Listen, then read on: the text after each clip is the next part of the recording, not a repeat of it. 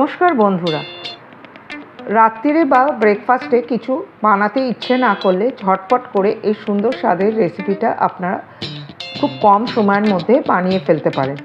খেতেও অত্যন্ত সুস্বাদু, আর একই প্লেটের মধ্যে রয়েছে ভিটামিন, প্রোটিন এবং কার্বোহাইড্রেট সুন্দর সমন্বয়। বাচ্চা থেকে বড় এই রেসিপিটা খেতে অত্যন্ত ভালোবাসবে, এটা আমার গ্যারেন্টি। একবার বাড়িতে বানিয়ে দেখবেন, অত্যন্ত সুস্বাদু এই রেসিপিটা আপনাদের সঙ্গে আজকে আমি শেয়ার করব। তো চলুন বানিয়ে ফেলা যাক এই রেসিপিটা। এর জন্য আমি কয়েকটা সবজি নিয়ে নিয়েছি। আপনারা আপনাদের পছন্দ মতো যে কোনো সবজি নিতে পারেন।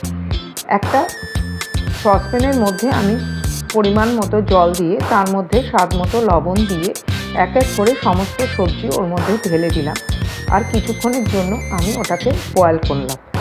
বয়েল বেশিক্ষণ করতে হবে না, 5 থেকে 7 মিনিট বয়েল করলেই চলবে। এমনভাবে বয়েল করতে হবে যাতে সবজির কালারগুলো নষ্ট না হয়। বয়েল হয়ে যাওয়ার পরে একটা ছাঁকনির সাহায্যে জল এবং সবজিটা আলাদা করে রাখতে হবে। ইতিমধ্যে আমি কিছুটা মাংস বয়েল করে রেখেছিলাম, মাংসটাও আলাদা করে নিয়েছি এবং তার স্টকটা আলাদা করে রেখে দিয়েছি। এবার একটা কড়াই বসিয়ে তার মধ্যে সামান্য তেল নিলাম, আর তেলটা গরম হলে তার মধ্যে মাংসের টুকরোগুলো দিয়ে এপিট ওপিট করে খুব ভালোভাবে ভেজে নিলাম। যতক্ষণ মাংসটা ভাজা হচ্ছে ততক্ষণ একটা গ্রাইন্ডার জারে আমি 10 টাকা দামের একটা ম্যাগি মশলা সহ সেটা খুব ভালো করে গ্রাইন্ড করে নিলাম। এবার মাংসটা ততক্ষণে ভালো করে ভাজা হয়ে গেছে, মাংসটা তুলে সবজির ওপরে রেখে দিলাম। এবার একটা কড়াইয়ের মধ্যে আমি নিয়ে নিলাম 1 চামচের মতো তেল এবং নিয়ে নিলাম 1 চামচ মতো বাটার। বাটারটা একটু গলে এলে তার মধ্যে কুচিয়ে রাখা রসুন দিয়ে দিলাম। রসুনগুলো একটু ভাজা ভাজা হলে তার মধ্যে দিয়ে দিলাম আমি কুচিয়ে রাখা আদা এবং কাঁচা লঙ্কা। সবগুলো থেকে একটু সুন্দর সুগন্ধ বেরোলে তার মধ্যে দিয়ে দিলাম একটা ছোট আকারে পেঁয়াজ কুচিয়ে রাখা। সবগুলো ভেজে একটু নরম হয়ে গেলে তার মধ্যে সবজি এবং মাংস ঢেলে দিলাম। খুব ভালো করে নেড়ে ছেড়ে দিয়ে দিলাম 1 চামচ মতো গোলমরিচের গুঁড়ো।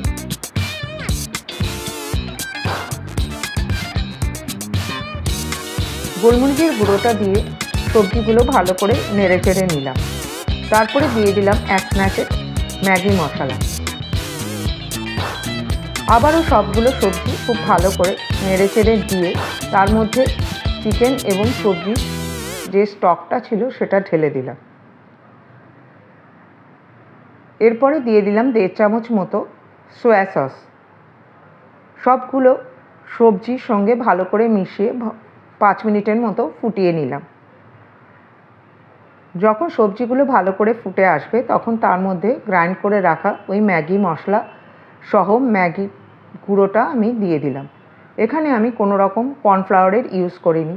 এই যে ম্যাগি গুঁড়োটা দিলাম তাতেই স্যুপের যে ঘনত্বটা সেটা হয়ে যাবে। এইভাবে কিছুক্ষণ ফুটিয়ে রাখার পর একটা প্লেটের মধ্যে আমি ধীরে ধীরে সবজিগুলো ও মাংসটা একপাশে দিয়ে খুব ভালো করে ছড়িয়ে দিলাম এবং মাঝখানে দিয়ে দিলাম এই ম্যাগিটা। একবার আমার কথায় বাড়িতে বানিয়ে দেখবেন, সুস্বাদু এই রেসিপিটা সকলেরই ভালো লাগবে।